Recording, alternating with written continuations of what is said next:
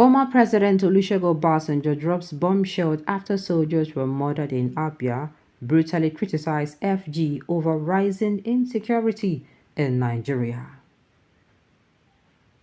Former President Olusegun Obasanjo recently voiced deep concerns regarding the escalating insecurity and social issues in Nigeria, characterizing the country as increasingly volatile, uncertain, and complex. Speaking at the African Methodist Council Heads of Conference Summit and Women's Movement Leadership Summit in Lagos, where he served as chairman of the public lecture, Obasanjo emphasized the dire state of a nation exacerbated by widespread suffering and hunger. In his opening remarks at the summit, which revolved around the theme leadership in a volatile, uncertain, complex, and ambiguous world, Obasanjo criticized the current leadership for its inadequate response to Nigeria's multifaceted challenges. He stressed the urgent necessity for the leaders to fulfill their responsibilities and create a safer, more prosperous environment for all citizens. Obasanjo highlighted that the prevailing insecurity has rendered Nigeria a perilous place, calling for a comprehensive re-evaluation of governance and leadership approach. He urged Nigerian leaders to adopt innovative strategies and perspectives to effectively navigate the complexities of the modern world. These comments come at a time when Nigeria is grappling with numerous security challenges, including insurgency, banditry, and communal conflicts, which have worsened the conditions of suffering and poverty among the populace. Obasanjo emphasized the need for a new generation of leaders, moral, transformational, and servant leaders who can lead by example and drive the necessary re-evaluation and transformation. Further elaborating on the current state of Nigeria, Obasanjo noted that the country is not only volatile and complex, but also dangerous. He pointed out that despite Africa's rich resources, the lack of effective leadership has hindered progress. He cited examples of resource-scarce nations like Japan and Singapore that have thrived due to strong leadership, contrasting this with Africa's situation, where abundant resources have not translated into prosperity. Obasanjo also reflected on his own political journey, recounting advice he received from Nelson Mandela and Desmond Tutu to contest the Nigerian presidency after his release from prison. He emphasized that good leaders once found should be maximized for their potential as they are rare and valuable. The former president also criticized the removal of history from Nigeria's educational curriculum, describing it as a significant misstep. He argued that understanding history is crucial to avoid repeating past mistakes and to preserve the memory of historical events such as slave trade, which he insists must remain the focal point in education. Turning to economic issues, Obasanjo lamented the discovery of crude oil in Nigeria, which he believes led to the neglect of agriculture, a renewable and sustainable resource.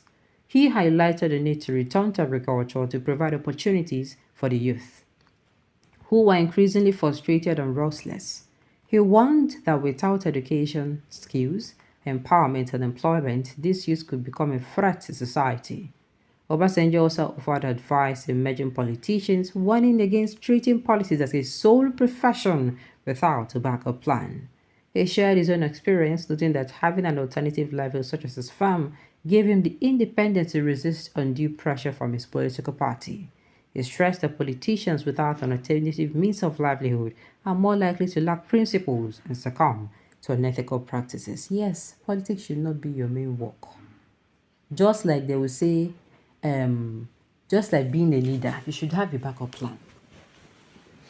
Just like if you're a religious leader, you have pastors today who are actually engineers, who are, they have their professions, and they tell you, and they are called. They have priests today who are, you understand, they have their professions. They have, what do they call them, nuns today, who also have their profession. You understand? Do you understand? The last line is the last line for me. Anytime Obasanjo comes out to deliver, the man know they hardly they criticize. Now everything they vex me. Now it makes sometimes if then they drag the man up and down. I don't know why they drag and fall. The man they hit the nail on the in they deliver bam bam every time, every freaking time he comes out and open his mouth he to speak. He comes out spilling facts. I don't get. And I would not understand why in this country, we are not going to, leaders are not going to utilize the best resources. You're not supposed to concern you whether somebody is from the moon or somebody is from the sun. You are supposed to be concerned on policies coming from anywhere, even if your enemy, they give advice. And that advice, na hit. That advice will be saying give you, it will make you, as in, if you implement them, with your own, join them together, you go release or you go provide solution to problems. I don't know why you're not going to take it. I don't understand why. Does it mean that these Yoruba people are not in this country? They are still supporting this man. But my dear, it is not the first time. That is why I say they never see anything. You get some things where we say, me and another day here. There's some things I'll hear from you guys and I'll be like, what's in this soap?